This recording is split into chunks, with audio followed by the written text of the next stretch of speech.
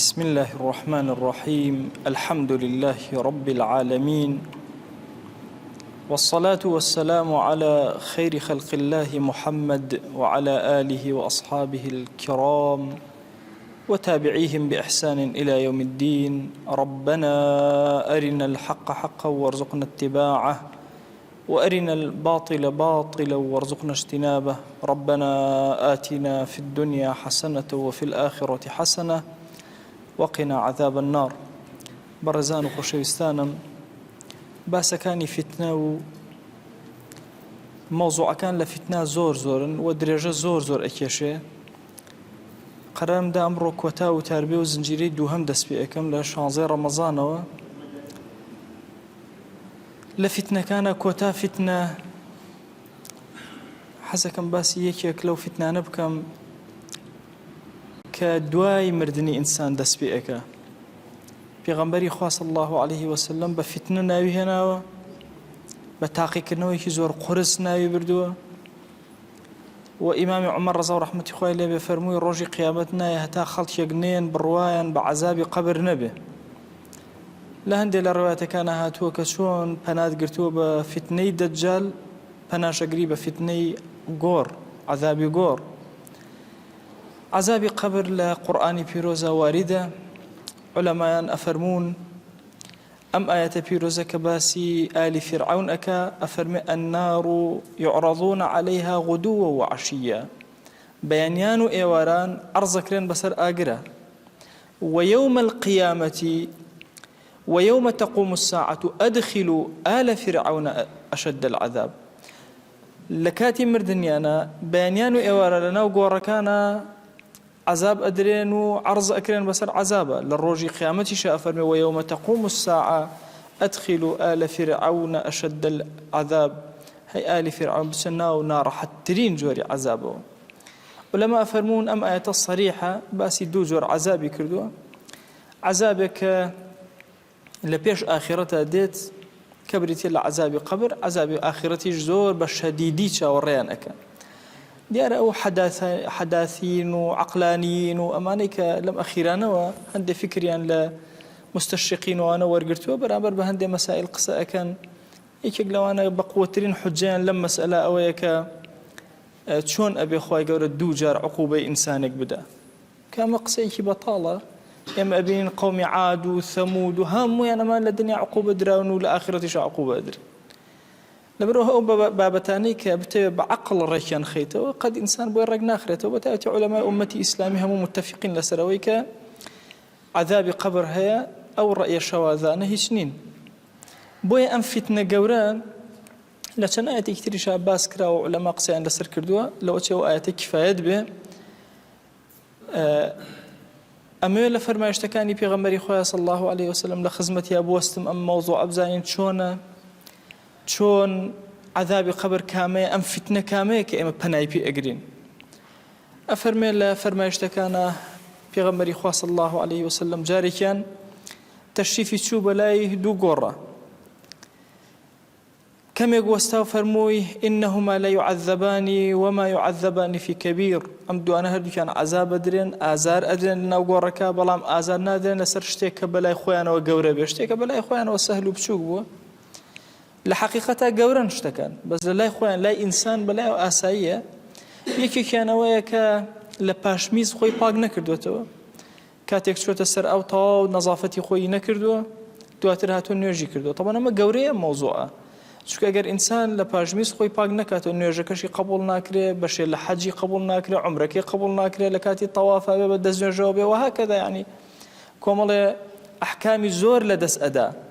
دوهم نشان فرمي نميمة كردو قصي هنا وقصي بردو لبين خلق أما قلنا كبيرة قصة بين تو قصة بري بلام بالنسبة كسا وخوي زور مهتمنية بي فرموي لسر أمدو كردوي عذاب درين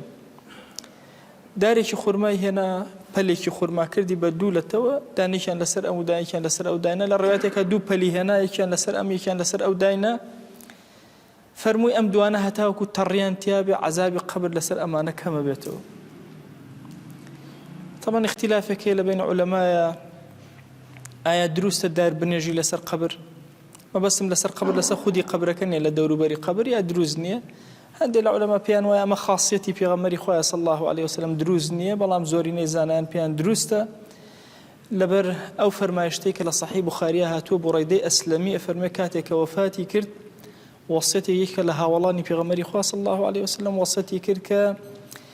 دوو پەلەدار بێن، دوو پەلەداری خورما بیخەنە ناو گۆڕەکەم لەگەڵ ما بەشکم لەوێ ذیکرەکەن عەزابی قەبر لەسەرم تەخفیفە بێ. ئیستینباطی لەم فەرمایشتە کرد، بۆیە عولەما فەرموون دروستە کە دار بە دەوری گۆڕستانەکانە بنێژرێ و بۆتە ثەقافەت و کولتورێکی ئیسلامی. هیچ قەبرستانێک نییە لە ئومەتی پێغەمبەری خۆیان صلی الله عليه وسلم غەیری گۆڕستانی بەقیع نەبێ، هەموو گۆڕستانەکان سەرەکەی پڕدار و بارن. تەنانەت ئەو مەنتیقانەش کە تۆزە زەحمەت تێیە دار ئەنێژرێ، مسلمانان هەوڵیان داوە هەرداری تیا بنێژن بە تایبەتی ناوچە سەحراویەکان. ئەوەش دوو ڕەیە، هەردوو ڕەیەکە واریدە. بەهەر حاڵ ئەبینین لێرە ئێمە پێغەمبەری خوا صلی الله عليه وسلم ئیشارە ئەکات و ئەفەرمێ ئەم دوو کەسە عەزاب ئەدێن لە ناو گۆڕەکەیە.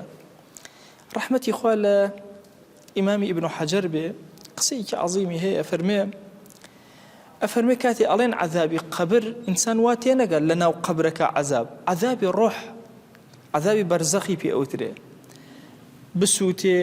لە ناو دەریایە بێ، لە سکی ماسیا بێ، لە کوێ بێ ئەم عەذابە ڕۆحەکەی ئەچەژێت و ئەبینێ. بۆیە ئەفەرمێ عەذابی بەرزەخ ئەوەندە زانان فەرموێنە عەذابی قەبر خەڵک مخەیەلەی بۆ ڕۆ لە ناو قەبرەکە عەذابە درێ. بۆیە هەندێک لە عەقلانیین و ئەمانە وتویان ئەگەر قەبرەکە هەڵدەیتەوە جاری وایە هیچ عەذابی تیان نییە، وا تەسەووریان کردو کە خودی عەذابەکە لێرە. بۆیە ڕەحمەتی خوا لە ئیبن حەجەری عەسقەلانی بێ کە ڕەدی ئەو فکرەیە ئەداتەوە. فەرمایشتی دووەم پێغەمبەری خوا صلی الله عليه وسلم لە صحیح مسلمە واریدە کە ئەفەرمێ ئەم ئومەتە لەتوبتەلە فی قوبورها، لە قەبرەکانیە تووشی ئیبتیلا ئەبێ، تووشی فتنە ئەبێ، تووشی قورسەتی ئەبێ. فلولا ألا تدافنوا لدعوت الله أن يسمعكم من عذاب القبر الذي أسمع منه. بەخوا ئەگەر لە ترسی ئەو نەبووە کەس جورئەتی ئەوەی نەئەکرد مردووەکەی خۆی بخاتە قەبرەوە دوعام ئەکرد هەمووتان چۆن من گوێم لە عەذابی قەبرە، ئاوا هەمووتان گوێتان لە عەذابی قەبر بووە، بەس ئەو کاتە کەس نەئێوێرا و جورئەتی ئەوەی نەئەکرد بچێ مردوەکانی بنێژێ. فەرمایشتێکی تر هەر لە صحیحی مسلمە واردە، پێغەمبەریان صلی الله عليه وآله وسلم کە لە تەشەهودی ئەخیر لێ ئەبووە پەنای ئەگرە بە لە خوای گەورە بە عەذابی قەبر، لە عەذابی قەبر، لە عەذابی دۆزەخ، لە فتنەی مەحیا و مەمات، لە فتنەی مەسیحی دەجال. لە صحیحەینا هاتووە کە دایکی ئیمانداران عایشە بۆمان ئەگەڕێتەوە، فەرمووی پرسیارم کرد لە پێغەمبەری خوا صلی الله عليه وسلم لەسەر عەذابی قەبر، فەرمووی عەذاب القبر حق، عەذابی قەبر حق و ڕاستیە. زۆر ئەثەر و حەدیث و فەرمایشتمان هاتووە لەسەر مەسەلەی عەذابی قەبر کە خۆشەویستمان صلی الله عليه وسلم جارێکیان ئەفەرمێ بەلای گۆڕستانێکی بەنی نەجارە تێپەڕی، سەوتێکی زۆر گەورەی گوێ لێ بوو، جوڵەیەکی کرد پێغەمبەری خوا صلی الله عليه وسلم، فەرمووی ئەمە قەبرستانە هی کێیە؟ وتیان خەڵکێکە لە جاهیلیەتە مردوون. فەرمووی پەنا بگرن بەخوا لە عەذابی قەبر، پەنا بگرن بەخوا لە فتنەی دەجال. ئەنەس بۆمان ئەگێڕێتەوە ئەفەرمە جارێکیان بۆ حاجەیەک و پێویستیەک پێغەمبەری خوا صلی الله عليه وسلم تەشریفی ئەڕۆیشت بۆ قەضای حاجەی خۆی بۆ سەر ئەو بە بینی کۆمەڵە گۆڕستانە ئەڕۆشت. بیلالی شوێنی ئەکەوت، بەڵام ئەوەندە بە ئەدەب و قەت بە شانی پێغەمبەری خواوە نەئەچوو صلی الله عليه وسلم، لە دووری ئەوە ئەڕۆشت، لە پشتیەوە سەری نەوی کردبوو لە خزمەتی ئەڕۆشت. ئەفەرمێ گەیشتە لای قەبرێک پێغەمبەری خوا صلی الله عليه وسلم، وەستا هەتا وردە بیلال لێی نزیک بوو، وتی بیلال تۆ گوێت لەوەیە کە من گوێم لێتی؟ والله یا رسول الله گوێم لە هیچ شتێک نییە، هیچ شتێک ئاگام لێ نییە. فەرمووی ئەمە صاحبی ئەم قەبرە عەذابە درێ، پرسیارکەن بزان ئەمە کێ؟ پرسیاریان کرد کەسێکی یەهودیە کە ئیمامی ئەحمەد ڕیوایەتی ئەکا. ئەفەرمێ دوو پیرەژن هاتن بۆ لای دایکمان عائیشە لە پیرەژنە یەهودیەکانی ناو مەدینە، باسی عەذابی قەبریان کرد. دایکمان عائیشە فەرمووی درۆ ئەکەن، شتیوان نییە، نەمبیستووە. کە خۆشەویستمان صلی الله عليه وسلم تەشریفی هاتەوە بۆی گەڕایەوەتی دوو ئافرەتی یەهودی هاتبوون بەو شێوازە، فەرمووی سەدەقەتە، ڕاستیان کرد. إنهم يعذبون عذابا تسمعه البهائم، ئەوانە عەذابێکی زۆر قورسی وەها ئەدرێن، بەهائیمەکان هەموو گوێیان لێیە بەڵام ئینسانەکان گوێیان لێ نییە. لە زمانی ئیبن تەیمیە ڕەزا و ڕەحمەتی خوای لێبێ ئەڵێ قەبرێک هەبوو، خەڵک هەر هەمووی ئەگەر ئاژەڵەکەی سکی بە ئاوسایە ئەی بردە سەر ئەم گۆڕانە چەند گۆڕێک بوون ئەڵێ ئەی بردە سەر گۆڕەکان یەکسەر سکی ئەچوو ئەڵێ وای لێ هاتوو وەکو شتێکی مقدەس سەیرەکە ئیبن تەیمیە ڕەحمەتی خوای لێبێ پرسیاری کرد وتی پرسیار کە بزان ئەمانە کێن سەیریان کرد ئەسڵەکەیان یەهودین فەرمووی تەواوە فەرمایشتەکەی پێغەمبەری خوایە صلی الله عليه وسلم عەذاب ئەدرێن لە گۆڕەکانیانە عەذابەکە بەهائیم گوێیان لێ بەهائیمەکان بەهۆی ئەوە چارەسەر ئەبن نەک بەهۆی بەرەکەتێک لەم گۆڕانەوە عائشە بۆمان ئەگێڕێتەوە دایکی ئیماندار کە پێغەمبەری خوا صلی الله عليه وسلم فەرمووی کە لە صحیح بوخاریە هاتووە کافرەکان کاتێک کە ئەمرن خوا دوو ماری زۆر گەورە ئەنێرە یەکێک لای سەرەوە یەکێک لای خوارەوە لە ناو گۆڕەکانیانە لێیان ئەخۆن وردە وردە هەموو جارێکیش کە دەم لا ئەبن جەستەکان وەکو خۆیان لێتەوە تا ڕۆژی قیامەت و حەق و حسابیان لەگەڵا ئەکرێ لە ڕوایەتێکی ئیمامی ترمیزیە هاتووە ئەفەرمێ کافر 99 ماری زۆر گەورە لە ناو گۆڕەکەیە عەزیەت و عوقوبە ئەدەن هەتا ڕۆژی قیامەت هەر دانێکیان کە پێوەی ئەدا کە دەمی بەرز کردەوە بەو ئازارەوە ئەناڵێت تا وردە وردە چاکە بێتەوە جاری دووهەم پێوەی ئەداتەوە بەو شێوازە فەرمایشتێکی تر ئەبوو هوڕەیرە بۆمان ئەگێڕێتەوە کە ئافرەتێکی سەودا لە مزگەوتە شتی کوئە کردەوە تەبعاً یەکێک لە ئەجرە زۆر گەورەکان هەر شتێکت لە مزگەوتە بینی شتێکی بچووکیش بوو هەڵیگرە ئەفەرمێ ئافرەتێکە بوو قومامەی کوئە کردەوە ئەو شتە وردانێکە لە مزگەوتە ئەکەوتن هەمووی کوئە کردەوە پاک و خاوێنی ئەکرد مزگەوتەکەی پێغەمبەری خوا صلی الله عليه وسلم وەکو مزگەوتەی ئەمە نەبوو فەرشی هەبێ لمێکی ورد جوان و پاک دانرا بوو لەسەر لمەکە نوێژیانە کرد ئەفەرمێ شتێ بکەوتێتە خوارەوە ئەم ئافرەتە کۆی ئەکردەوە جارێک پێغەمبەری خوا صلی الله عليه وسلم سەیری کردەوە ئافرەتە دیار نییە فەرمووی ئەو ئافرەتە لەکوێیە بۆ دیار نییە وتی وەڵڵا ئەی خۆشەویست وەفاتی کرد حەزمان نەکرد عەزەتی تۆ بناشتومانە فەرمووی قەبرەکەی لەکوێ گۆڕەکەی وتیان لە فڵانە شوێنە ئیمامی عەلی گێڕێتەوە فەرمووی خۆشەویستمان چوو بۆ ئێوە ئێمەش لەگەڵ یا چوین هەموومان چوین لەسەر گۆڕەکەی وەستاین خۆشەویستمان صلی الله عليه وسلم نوێژی لەسەر کرد کە نوێژی لەسەر کرد فەرمووی ئەم گۆڕستانانە پڕن لە تاریکی ئەبنە تاریکی بەسەر خەڵکەکەیانەوە نوێژی من لەسەر هەر مردوویەک ئەبێتە ڕووناکی لە ناو گۆڕەکەیە و ڕزگاری ئەبێت لەبەر ئەوە هاتم ولما أفرمون أما الدليل ما دام قركان قرب لتاريخ ونارحتي ديار عذاب قبر تواجدي هي إن صلاتك سكن لهم خوي قول القرآن فرميتي نيجي تو سكينة آرامية بو أوان لنا قركان يانا وينهي كرا لفي غنبري خواه صلى الله عليه وسلم نجل سر منافق كان بكا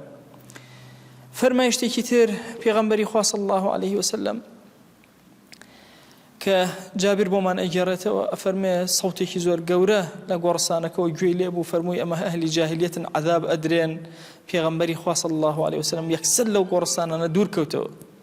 چونك خوشويس من صلى الله عليه وآله وسلم جويل دنجي ونالو نركي أو قرانا أبوك هاوار نركو ناليان أكردو عذاب أدران بويل إسلام دراوسيتي زور قرنق برزان طبعا أحكام جنائز أحكام زور قورية إنسان ناتوانه بأساني لي قتار به بلام مسألة كي بلام أو قرنقة إنسان لتشل صالي بدواوة أبي زور حزرك لأخوي لبنجا حزرك زياترك لشخص زياترك لحفتا زياترك لهشتا زياترك هند العلماء فرموا أنا لهشتا قربو خوي هل كان زور باش هرچند هند العلماء فرموا كراهتي هي گۆڕ هەڵکەندن چکە کەس نازانێت لەکوێ ئەنێژرێ بەڵام ئینسان ئەگەر دراوسەی باش هەڵبژێرێ بۆ خۆی خراپ نییە وەسیەت کە ئەگەر گونجا لەلای ئەو دراوسەی باشا بمنێژن ئومێ دەکەم لەگەڵ چۆن لە جیان یعنی ئێمە لە ژیانە چۆن دراوسێتی ئەکەن بەخوا لە گۆڕیشە ئەو هەیە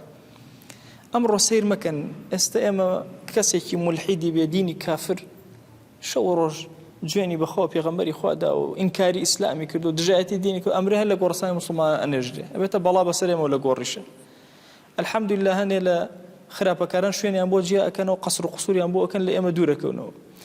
تەسەور کە کەسی موسڵمان ئەبێ بگەڕێ بە دوای شوێنی چاکە بەخوا چۆن لێرە ماڵی ئەکڕی ئەگەڕێ بزانی دراوسەکەت کێ باخی ئەکڕی سەعاتێ پرسیارەکەی دراوسەکانی کێن بەخوا لە گۆڕیشە ئەو هەیە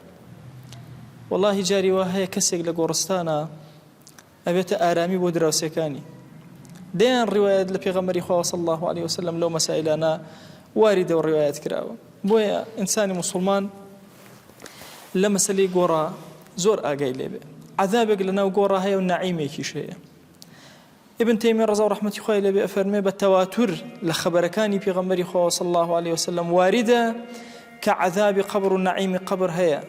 أو كسي أهلب وعذاب عذاب أخوة أو كسي أهلب وباداش أبيني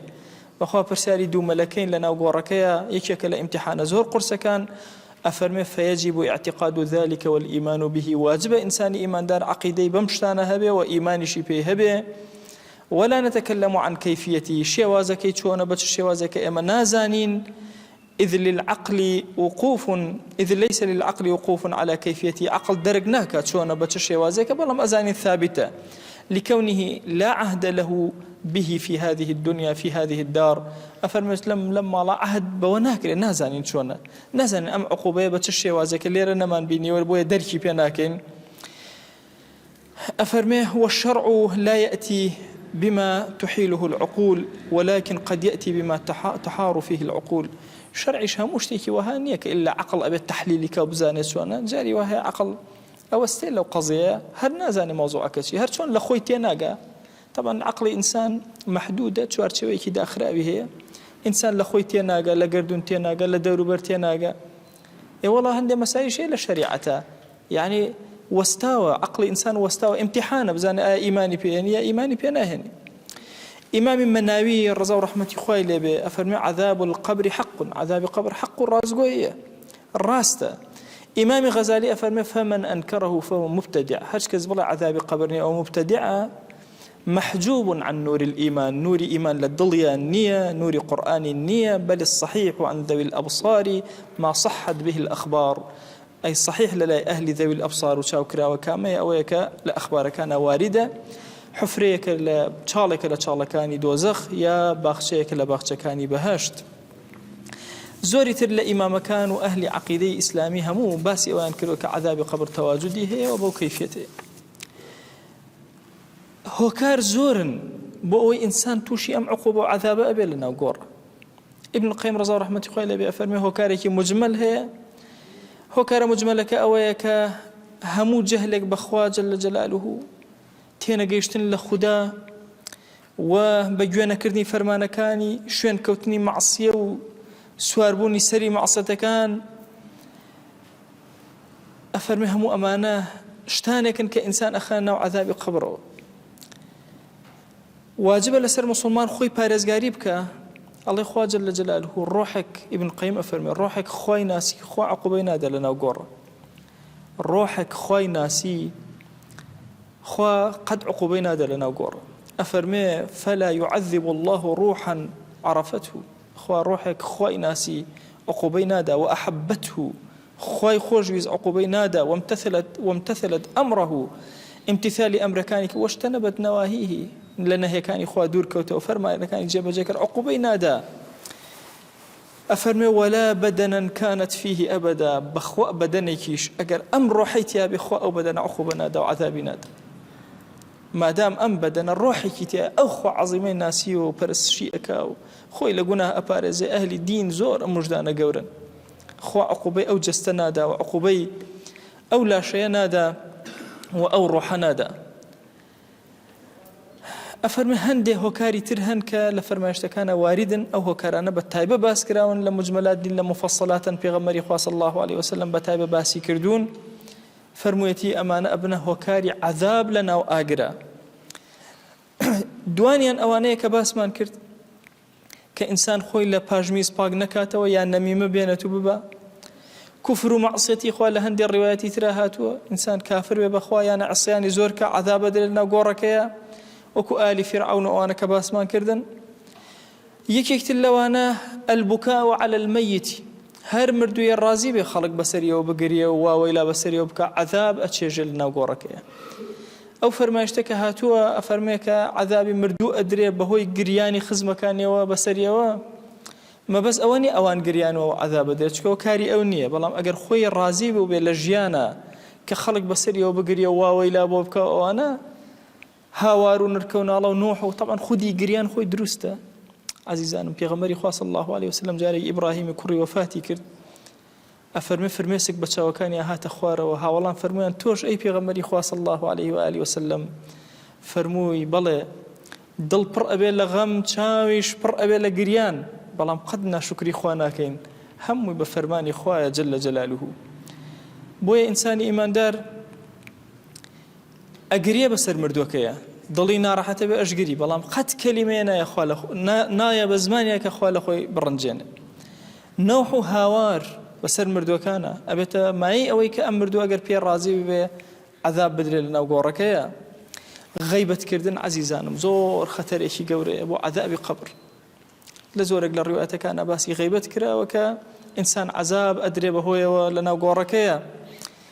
عەذاب بۆ کەسی غەیبەتکار طبعاً غەیبەت مشکلەیەکی زۆر گەورەیە بەسەر ئەمە ئومەتەوە ڕەحمەتی خوا لە محەممەد غەزالی بێ ئەفەرمێ سەیری عیبەکانی سەحوەی ئیسلامی کرد لە جیهانی ئیسلامی هەنێ عیب هەیە لە هەمومانە هەیە ئێستا بڕۆ لە میسر بچۆرە سووریا بچۆرە یەمەن بچۆرە ئەردەن بچۆرە تونس جەزائیر وەرەوە عێراق کوردستان خەڵکی موسڵمان هەمووی عیبێکیانەیە غەیبەتی یەکترەکەن کورە وازیان لەو کافرە زەبەلاحە پیسەی جیهان هێناوە کە ئەو هەموو خراپەکاری بڵاوەکاتەوە هەموو بەربووینەتە یەکتر غەیبەتەکەن غەیبەت عولەما ئەفەرموون گوناهی کەبیرەیە غەیبەت حەقی خوا نییە حەقی عەبدەکانە بەسەر یەکترەوە بەشی حەقی خوا بەهۆی عەذابی گۆڕەوە لە کۆڵت ئەکەوێ بەس بەخوا حەقی عەبدەکان ئەم کردەوە ساڵحانەت ئەبە بۆی ئینسانی موسڵمان زۆر ئەبێ ئاگای لە زمانی بێ لە غەیبەتە ئەسبابەکانی تر زۆر زۆرن کە لە فەرمایشتەکانە هاتووە تەنها هەروەکو ئیشارەت ئەمانە باس کرد یەکێک لەوانە غولولە کەسێک شتی عامە بدزێ ئەوە کاتە غولول کڕکڕەیەکێک بوو لە سەحابەکانی پێغەمبەری خوا صلی الله عليه و آله وسلم لە یەکێ لە غەزوەکانە شەهید بوو شەهیدەکانیان وتیان فلان شەهید وفلان شەهید وفلان شەهید فلان کەس شەهید بوو فلان کەس شەهید بوو فلان کەس شەهید بوو وتیان وەکرکرەت شەهید وەڵا کڕکرە شەهید بوو فەرمووی کەلا خۆشەویستمان فەرمووی نا وەڵڵا ئەو شەهید نەبووە إني رأيته في النار من لنو آقرا بينهم في بردة غلها چونك عبائك شاد ودزيبي أفرمون علماء شون إني رأيته في النار شون لنو آقرا بينهم چونك أو كسك الروحي درسو بتاوتي الشهيد لو لحظة يا إتر حسابات وكتابات دس بيك أفرمي بينهم لنو آقرا لبر أوي عبائك دزيبو كبرزيان كدو سيري كان عبائك لنو جلكان يأتي لغنيمة مسلمانا لا يداوى أموال عامة قلناها كي زور خطر لسر إنسان أموال خاصة ممكنة كسك عفوتك لأموال عامة أبي همو أمة كوبة وعفوتك ويجاري وهي إنسان قلمك دائري وكارك شخصي خوي بكار يعني أموالك عامة بخوي بكار هنا هرشتك عامة زور خطر أبي إنسان مسلمان زور بارز قريبك ئەو شتانە چین کە ڕزگارمانەکەن لە عەذابی گۆڕ ئەوە زانیمان بەهۆی ئەوانە عەذاب ئەدرێن ئەی بەهۆی چیەوە نەجاتمان ئەبێ یەکەم دانە خوێننی سوورەتی مولک سوورەتی تەبارەک هەموو شەوێ کورە سوورەتی تەبارەک بەرەکەتێکی زۆر گەورەی ئینسان شەوان بیخوێنە عەذابی قەبر لە کۆڵی ئەکەوێ نەجاتی ئەبێ هەموو عەمەلێکی صالح کە تۆ ئەیکەی بەخوا ئەو عەمەلە صالحانە فریاتەکەون ئەفەرمێ ئینسان کە چۆ ناو قەبرەکەیەوە ئەگەر ئیماندار بوو خۆشەویستمان ئەفەرمێ أحف به عمله عملك أهوى دوري أجري الصلاة الصيام رجوكاني نيرجكاني دوري أجرن لهج لا يكون ناهلا هم نار حد به هم ناهلا عذابي بركة هركز بس إيشا بمره همون خوش كانوا جوركاني سج إيشا عذابي قبل لسر إنسان سوقك روجي الجمعة همون روجي الجمعة كإنسان يشا وكيتيا بمره خوش ويسمان أفرم ما من مسلم يموت يوم الجمعة أو ليلة الجمعة أو ليلة الجمعة إلا وقاه الله فتنة القبر هر مسلمانك لروجي جمعة شوي جمعة ببا بقسمة وفاتك لعذاب قبر بارزرا وأبي وأمين به أوانيك لبينا يخوى جهادك مرابط أو كسي لبينا يخوى إيشك أجري أو كسجبه همان شواز ببي فرمايشتكان عذاب وعقابي لسرني لنا وقوركيا هروها أو كسي شهيد بي لبينا يخوايا لنا وقور عذابي النية وكوتا خالبوي رزقار من بلا عذاب قبر بريتي للدعاء الزور بيغمبري خوا صلى الله عليه وسلم دعاء الزوري أفرمو داواي أكل لخوا بناي بدا لفتني قبر داواي أكل لخوا بناي بدا لعذابي قبر خوای گیان داوا لێ ئەکەین بە ناوی جوانت بە صیفەتی بەرزە بە ئیسمی عەظەمت ڕەحمەت و بەڕەکەتی خۆت بەسەرمانە ببارێن خوای بمانگەڕە لەو عەبدانەی ئارامیان ئەکەی لەناو گۆڕەکانیانە یا ئەکرەمە الئەکرەمین خوای ئەگەرچی گوناهمان زۆرە بەخوا دڵمان پڕە لە خۆشەویستی بۆ تۆ یا رب العالمین خوای داوا لێ ئەکەین بەو مەحەبەتەی لە دڵمانایە بۆ تۆ یا ئیلاهی عذابی قبرمان لەسەر لە فتنەی قبر بمان پارێزە یا ئیلاهی داوا لێ ئەکەین بە ناوی جوانت بە صیفەتی بەرزە بە ئیسمی عەظەمت ڕەحمەت و بەڕەکەتی خۆت بەسەرمانە ببارێنە عەفو و عافیەتی خۆت بەسەرمانە ببارێنە پەنامان بدە لە تەکەبور لە ڕیا لە عوجب یا رب العالمین خوای پەنا ئەگرین بە تۆ لە کوفر خوای پەنا ئەگرین بە تۆ لە فیسق خوای پەنا ئەگرین بە تۆ لە نیفاق یا ربی خوای پەنا ئەگرین بە تۆ لە فەقیری خوای پەنا ئەگرین بە تۆ لە نەداری یا ئیلاهی داوا لێ ئەکەین گرفتەکانمان بۆ چارەسەرکە بەخوا پەروەردگارە هەر کەسەمان کۆمەڵە گرفتی زۆری هەیە هیچ شوێنێشک نابین پەنای بۆ ببین ئیلا تۆ نەبی یا ئەکرەمە الئەکرەمین خوای داوات لێ ئەکەین بە گەورەی و ڕەحمەتی خۆت بە بەزەی خۆت بە کەڕەمی خۆت یا ئیلاهی داوات لێ ئەکەین لە سەرجەم گوناهەکانمان ببورە سەرجەم گرفتەکانمان بۆ چارەسەرکە خوایان ئەومان بێحاڵ و ماڵە ماڵداریکە ئەومان بێ خێزانە خێزانداریکە پەروەردگارە داوات لێ ئەکەین بە ڕەحمەت و بەزەی خۆت ئەومان بێ مناڵە مناڵداریکە یا ئیلاهی داوات لێ ئەکەین ئەوانەمان کە مناڵمان نییە یا ئیلاهی بەخوا تەقەمان لە زۆر دەرگای دکتۆردا و چارەسەر نەبوو خوایە هانای فەقیری و زەلیلی خۆمان بۆ لای تۆ بەرزەکەینەوە خوایان داوات لێ ئەکەین ئەوانەی کە مناڵیان نیە مناڵیان پێ عەتاکە پەروەردگارە ئەوانەی مناڵیان هەیە مناڵەکانیان ساڵحکە یا ئەکرەمە الئەکرەمین خوایە تۆ خۆت ئەزانی ئەم زەمەنە زەمەنی فتنەکانە یا ئیلاهی خۆمان و ماڵ و مناڵمان تەسلیمی تۆ ئەکەین یا رب العالمین بە ئەندازی چاوتروکانەوەمان دەرە و دەستی خۆمان یا ئەکرەمە الئەکرەمین خوایە ئەومان قەرزارە قەرزی سەرشانی سووکە ئەومان کەم ڕزق ڕستی حەڵاڵی زیادکە ئەومان نەخۆشە شیفای بۆ بنێرە خوایە داوا لێ ئەکەین بە ڕەحمەت و بەزەی خۆت ئەوەندە حەڵاڵمان بدەرێ محتاجی حەرام نەبین خوایە محتاجی حەراممان مەکە خوایە محتاجی شتێکمان مەکە کە شوبهەی تایە یا رب العالمین خوایە داوا لێ ئەکەین بناوي جوانت بصفتي برزة باسم عظم الدعاء كان من قبولك يا أكرم الأكرمين خويا الصلاة بإيما بقينا في غنبري خواه صلى الله عليه وسلم يك نوما لخزمة يا بينا يا إلهي بمن يرى لو عبدانيك في غنبري خواه صلى الله عليه وآله وسلم بيئك نبران بريان لين راضي أبي خويا رضا من دي خود بسلمانا ببارينا خويا رضا من دي خود بسلمانا ببارينا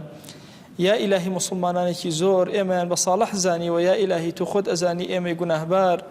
شایسته ئەمەنین تۆ خۆت خستە دڵیان کە بە ئێمە بڵێن خوای گیان ئێمە دوعاکانیان بەرزەکەینەوە تۆ زۆر دەوڵەمەندی خوایە ئەوەی ئەیانەوە پێیان عەتاکە گوناهبارن ڕزگاریان کە هیدایەتیان وەرگرتووە ئیستیقامەیان بدەرێ قەرزارن قەرزەکانیان بۆ بدەرەوە نەخۆشن شیفایان بۆ بنێرە مردوون یا ئیلاهی لێیان خۆش بە يا إلهي داوات لي أكين برحمة وبزي خود بكرمي خود يا ربي خويا هر مسلمان لم سرزويا قرفتاريكي خويا بهانا أورا يا إلهي أمتي في غنبري خواه صلى الله عليه وآله وسلم لنا راحت يا إلهي داوات لي أكين برحمة وبزي خود بهانا ما نورا ظلم كان لسلمان هالقرا خويا هر هم من شاوري باراني رحمة أكين يا إلهي أزانين شايستنين يا إلهي بلان بخوا خوشويستي رسول الله لدلمانايا بو خوشويستي أو خوشويستك لدلمانايا يا إلهي داوات لي أكين باراني برحمة مبارنا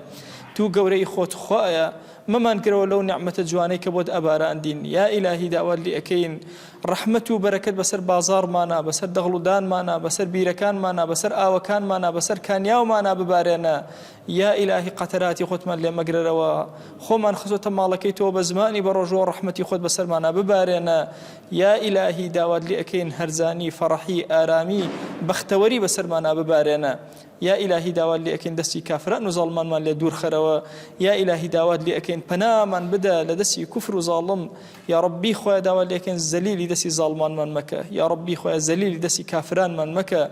يا إلهي زليل سرجيق من مكة يا إلهي زليل ناوقناها كان من مكة يا إلهي داوات لي أكين برحمته بزي خوت خويا زليل سرجيق من مكة محتاج دسي نامرد من مكة يا إلهي داوات لي أكين بكرمي خود دعاء كان من ورقره خويا دعاء كان من قبولك خويا دعاء كان من قبولك